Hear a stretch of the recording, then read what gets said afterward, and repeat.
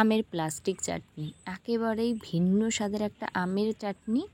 কথা দিচ্ছি, এই চাটনিটা যদি আপনারা একবার বানিয়ে খান বা খাওয়ান তাহলে অন্য চাটনি কিন্তু আপনারা পাতেই তুলবেন না। একদম সহজ পদ্ধতিতে এই চাটনি কিন্তু খেতে দারুণ। আর বানাতে কিন্তু আপনাদের কোনো তেল মশলার প্রয়োজন পড়বে না। একদম হাতে যদি থাকে একদম কম সময়, তাহলে এই আমের চাটনিটা আপনারা বানিয়ে দেখতে পারেন। Just wow.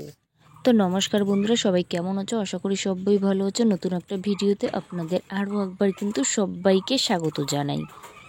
আগে কিন্তু খোসাটা ছাড়িয়ে নেওয়া আম এইখানটায় 2 টুকরো করা আছে, জলের মধ্যে ভিজিয়ে রাখছিলাম। এরপর ঠিক এইভাবে পাতলা পাতলা স্লাইস করে নেব, একদম পাতলা পাতলা লম্বা লম্বা করে।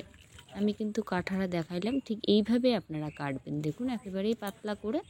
তো সবগুলো কাটার পরে একটু জলের মধ্যে ভিজিয়ে রাখলাম। আর এইখানটায় কিছু আছে কিশমিশ আছে, কাজু, আর আছে হচ্ছে চিনি আছে, তার সাথে খেজুর একটু আছে। তো যাই হোক, ওটা সাইডে রাখলাম। এই সামান্য কয়েকটা উপকরণ দিয়ে তৈরি করব, আর কিচ্ছু লাগবে না। এখানে তেল মশলা কোনো ইউজ হবে না। তো ফ্রাই প্যানে দিয়ে দিলাম চিনি, তার সাথে জল, আর এরপর দিয়ে দেব কিন্তু এটা রসগোল্লার যে রসটা হয় সেটা।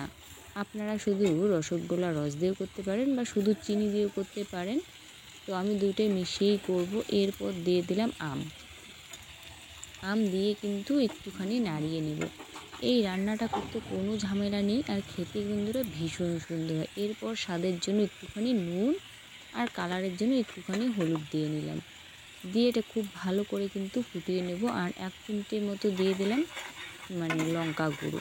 এটা চাইলে আপনারা নাও করতে পারেন, কোনো ব্যাপার নেই। এরপর দিয়ে দেবো এইখানটা একেবারেই কিন্তু অল্প একটু ধনে গুঁড়ো, জাস্ট অল্প একটু, একদম সামান্য, আর কিচ্ছু দেওয়ার প্রয়োজন নেই।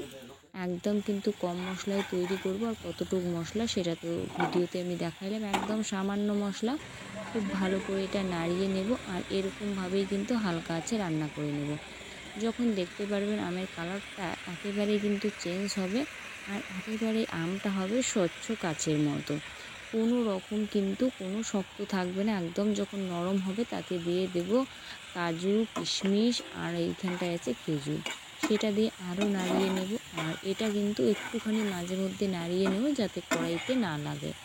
তো খুব ভালো করে নাড়িয়ে চাড়িয়ে যখন শিরাটা একটু শুকনো শুকনো হবে তাতে কিন্তু নামিয়ে নেব। এটা কিন্তু আমার রেডি। এটা আবার নামিয়ে নেব। আর আমের কালারটা যেন ঠিক এরকমই হয়, আর আমের ভিতরে যেন সুন্দরভাবে রসটা যায়। তো সেইভাবেই রান্নাটা করতে লাগবে। দেখুন আপনারা, আমার কিন্তু একেবারেই রেডি। একদম আমটা কিন্তু ঠিক এরকমই হবে, নরম স্বচ্ছ একদম কাচের মতো হবে। আমের ভিতরে যাতে সব রস সুন্দরভাবে ভিতরে যায়, তো সেইভাবেই কিন্তু রান্নাটা করা লাগবে। আর দেখুন আমের কালারটা দেখে হয়তো বুঝতে পারছেন আমটা কিভাবে রসটা শুষে নিচ্ছে। তো সেইভাবেই যেন নেয়, আর সেইভাবেই যেন আমের কালারটা সুন্দর হয়, তবেই কিন্তু এটা খেতে ভীষণ সুন্দর হবে। হয়তো কালারটা দেখে বুঝতেই পারছেন কতটা সুন্দর হতে পারে। একবার হলো এইভাবে কচি আম দিয়ে আমের প্লাস্টিক চাটনি বানিয়ে দেখুন। অন্য আমের চাটনি খাওয়ার কথা আপনারা ভুলেই যাবেন, এতটাই টেস্টি হয় আর এতটাই সুন্দর হয়। একবার হলো বানিয়ে দেখুন, কথা দিচ্ছি অন্য চাটনি আপনারা খাবেনই না, পাতেই নেবেন না। এতটাই টেস্টি হয়, এতটাই সুন্দর হয়। একবার যদি বাড়িতে বানিয়ে দেখেন তাহলে কিন্তু জানাতে ভুলবেন না এটা কীরকম হয়। আশা করি রেসিপিটা আপনাদের ভালো লাগবে। ভালো লাগলে অবশ্যই লাইক, কমেন্ট, শেয়ার করে দেবেন। আর যদি এই চ্যানেলের প্রথমবার আমার রান্নার ভিডিও দেখছেন, প্লিজ চ্যানেলটাকে সাবস্ক্রাইব করে রাখবেন। পাশে থাকা বেল আইকনে প্রেস করে রাখবেন যাতে আমার রান্নার ভিডিওগুলো সবার আগে আপনার মোবাইলে পৌঁছে। ততক্ষণ সবাই সুস্থ থাকবেন, ভালো থাকবেন। নেক্সট ভিডিও আবার দেখা হবে এরকমই কোনো সুন্দর রেসিপির সাথে।